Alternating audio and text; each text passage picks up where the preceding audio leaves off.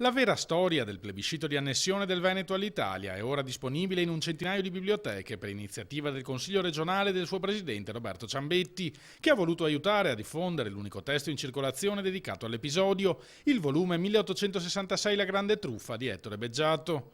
Inevitabili le polemiche di chi vede in questa operazione un attacco all'unità del paese, al patriottismo e ai gloriosi valori del Risorgimento. Nessuno di loro è però in grado di smentire una sola riga della fitta mole di documenti raccolti nel volume. Quando cito date, trattati internazionali, quando ripropongo i manifesti originali, è molto difficile contestarli e quindi si attaccano a contestazioni puramente strumentali. Come quella di un presunto spreco di soldi pubblici lanciata da Gian Antonio Stella sul Corriere della Sera. Questa operazione è costata 900 euro per acquistare alcuni volumi che sono stati distribuiti presso le biblioteche del Veneto e per diffondere documenti in buona parte inediti.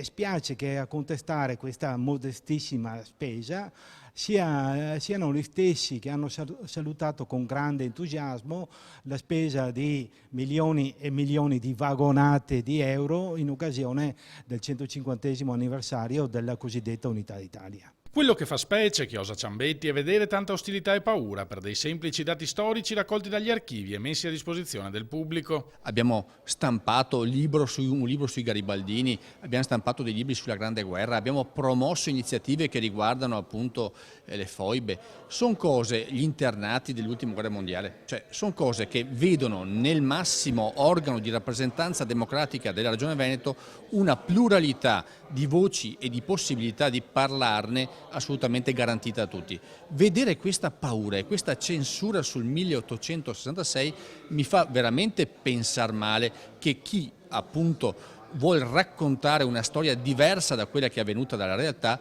continua e insiste e ha veramente paura della verità che esce dagli archivi storici.